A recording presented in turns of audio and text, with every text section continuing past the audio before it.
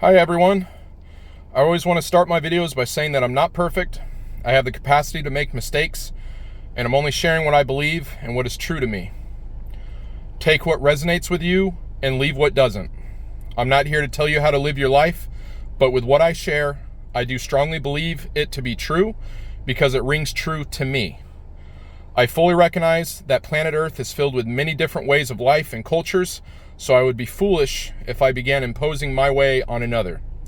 The way I see things is this: don't force your way of life on another, because if your way is truly the truth, the way, and the life, people will willingly follow you without any force needed. The truth, the way, and the life means your soul radiates so much light that people can't help but notice your glow, your power, and how much you brighten up their day when you encounter them. If you feel like showing me some love, I left my PayPal link in the description below. For those unfamiliar with how PayPal works, you just click on my link and you can put how much money you want to give me and can pay with a debit or credit card. Very quick and simple. So let's begin on today's audio topic. In this audio recording, I will be explaining what the mark of the beast is and why it prevents one from getting into heaven. Please hear me out all the way to the end of this audio recording. Before I get into this topic, let me say that I believe wholeheartedly what I teach here, and at this very moment, I ask that if I am wrong or misleading in any way, I pray and beg the Most High God to only punish me and no one else who has or will follow me in what I teach on this channel. I understand how serious the Most High God's punishments can be, but I believe with all my mind, body, and spirit that what I'm sharing about the mark of the beast is true, and I'm explaining how we can take the mark and still reach heaven. Again, I say, if I am wrong or misleading in my teachings, I pray and beg that I am the only one who gets punishment for this disobedience in receiving the mark. I pray that everyone else is free from any punishment in receiving the mark of the beast if they follow my guidance today. The Most High God knows who I am, and the Most High God will know I am the reason for your disobedience on your day of divine judgment. This is how serious I am to help save as many physical lives as I can when the mark of the beast becomes mandatory worldwide. I am also trying to save as many souls as I can while I'm here on this planet. Let me start by explaining how the mark of the beast got its name. There is a supercomputer in the world that has all of our information on it, from banking to social security numbers to our background and more on it. This supercomputer is called the Beast. Receiving the mark of the beast is by receiving a microchip underneath the skin that links one to this supercomputer named the Beast. Now let me explain why this mark prevents one from entering heaven. The microchip in your physical body is sending and receiving signals that are putting out frequencies that are poisonous to one's soul body. The body is made up of 4 bodies: a mental body, an emotional body, a soul body, and of course, our physical body. There is already information out on the internet proving that health issues are beginning to occur from long-term exposure to frequencies put out by cell phones, which is the reason why no one gets to heaven with that mark, because that microchip is a 24/7 slow-acting poison to one's soul body. It continuously puts out frequencies that are soul poison. At this point, you are asking me what all this has to do with heaven. I believe one's soul body is where hell, heaven, the Most High God, angels, demons, and Satan all live. If one is being Christ-like in their daily behavior and thought process, their soul is in heaven, and the Most High God and his angels are awake in them. If one isn't being Christ-like in their daily behavior and thought process, their soul is in hell, and Satan and his demons are awake in them. This is all occurring in your soul body. So yes, there is hell on earth. Yes, there is heaven on earth. It all has to do with your soul body, which is inside of your physical body. So heaven and hell is all inside of you, is what I'm saying. Satan and his demons are inside of you, but what we try to do is we try to keep them asleep so that the Most High God and his angels are awake within us.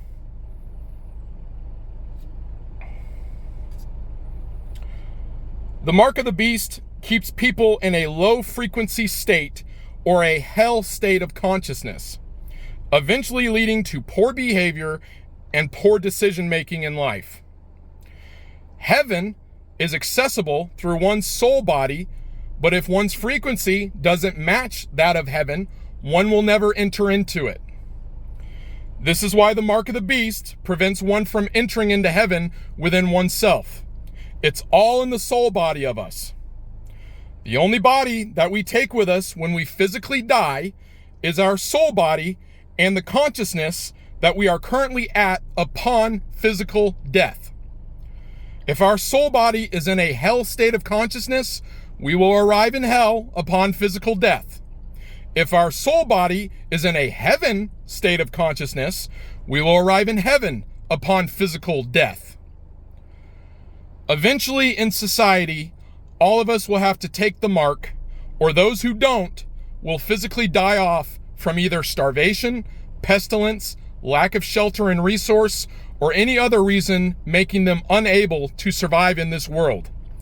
Those who don't take the mark will be treated no different than the beggars, the homeless, and prostitutes of the world.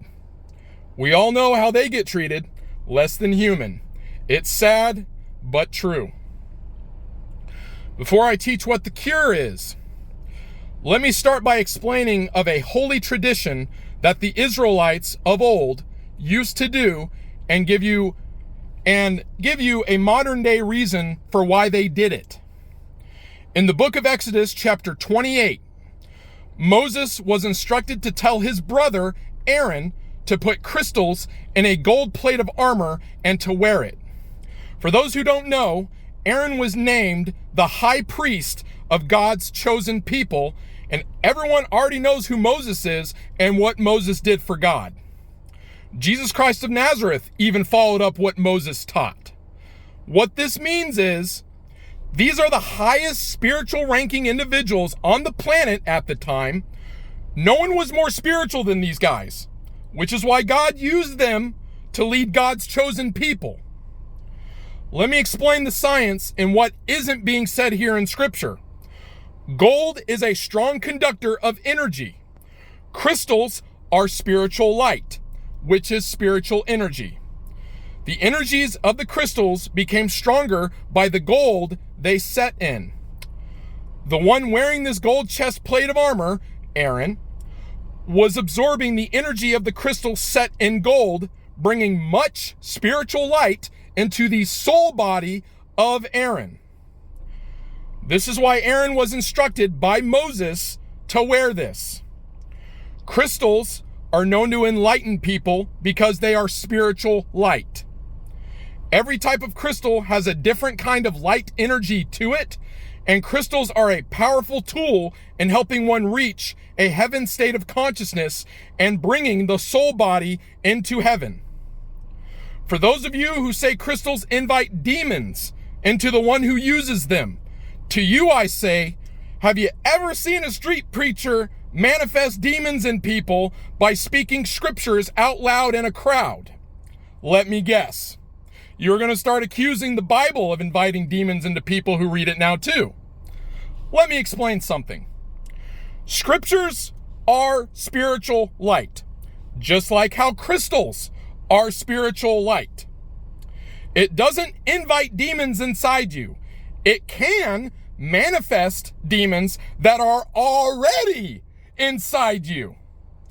When a demon manifests in someone, it only means the demon is irritated by the spiritual light and wishes to keep their host in hell because that is where that person's soul body currently is.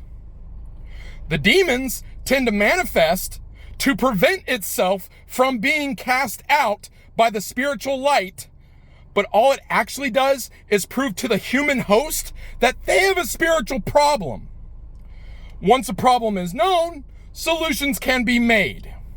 The solution is being Christ-like and getting that demon cast out of them. For those who believe Christians can't have demons, let me ask you a simple question. Why did Jesus Christ of Nazareth only cast out demons of believers and no one else? The answer is simple. Believers are at least trying to do what's right and are at least trying to be Christ-like, but still manage to accidentally invite demons inside of them. Unbelievers, on the other hand, aren't trying to be Christ-like, which means if Jesus were to cast out their demons, the demons would only come back, but with friends even worse than them, and all that would do is just punish the unbeliever even worse than before the initial demon was cast out of them. Think of it like this. The energy of the crystal fills the soul with light and sucks out the negativity within the soul, which is why it's common for demons to manifest when doing crystal work. Demons get irritated and manifest when a soul becomes more Christ-like and the soul body is filled with more spiritual light. The demon manifests to prevent the human host in becoming more Christ-like. People who are grounded won't feel much, if at all, the effects of crystals. But just because we can't sense something doesn't mean it isn't real or that it doesn't exist. Take Wi-Fi signals, for instance. One cannot see or sense the Wi-Fi signals in the air, but we can get on the network and connect our phones to it. Sounds pretty real to me. The cure to the mark of the beast is crystals and stones. Smoky quartz would be an excellent crystal in curing the soul of the poisonous frequency the microchip puts out 24/7. For those who have their cell phones on them all the time, I highly recommend wearing smoky quartz often. I believe malachite would also be a great crystal to use in case the microchip sends out negative or evil types of energy in the form of thoughts that our mind picks up on. In my personal theory, the malachite would intercept any evil thoughts and absorb them before our brain begins to intercept the thought and becomes aware of it. One important thing I teach when it comes to stones and crystals is to make sure one charges and cleanses their crystals regularly. To spiritually cleanse a soul body or crystal energy, one will need crystallized sulfur or sulfur quartz. Why else do you think sulfur is in hell? It's because the souls in hell need the sulfur in order for their soul to be spiritually cleaned. Sulfur's primary spiritual property is to cleanse energy. The soul body is energy. Sulfur cleanses the soul body and cleanses the spiritual energy of your crystals. Next thing one needs is selenite. That is spelled S-E-L-E-N-I-T-E.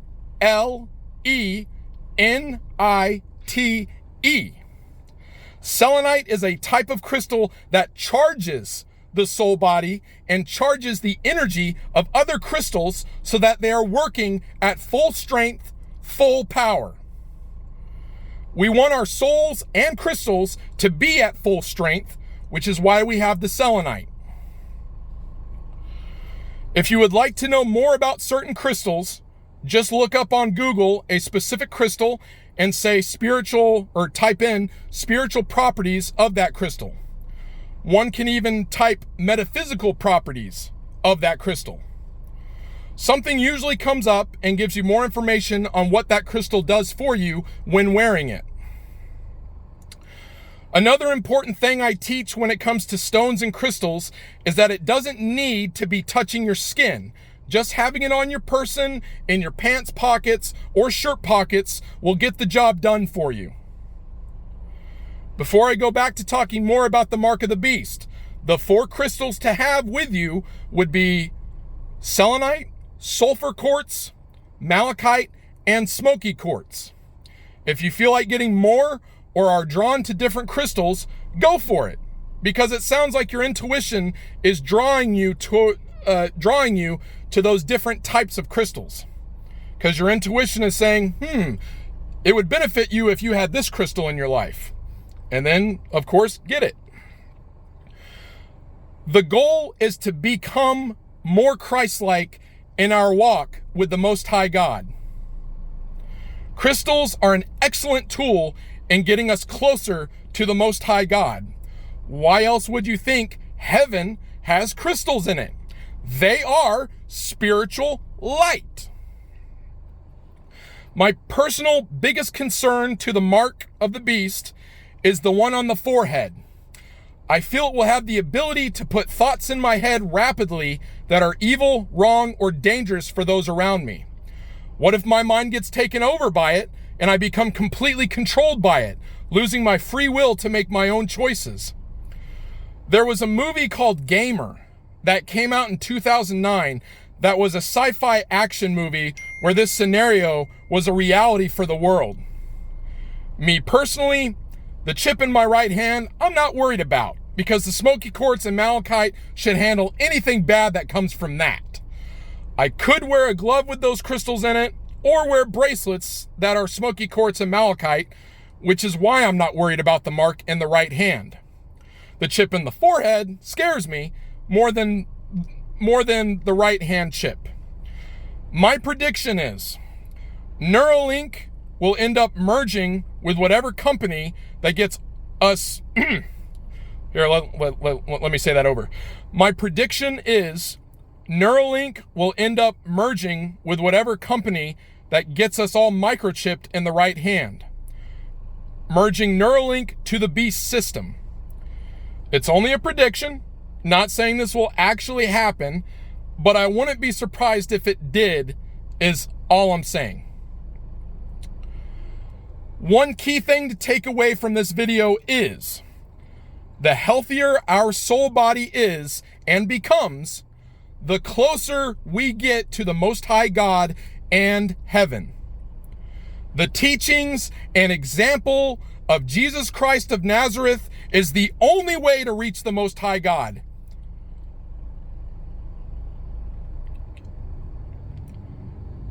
Can't get to the Father without acting and thinking Christ-like in life. One cannot get to the Father without acting and thinking Christ-like in life. This is what I believe.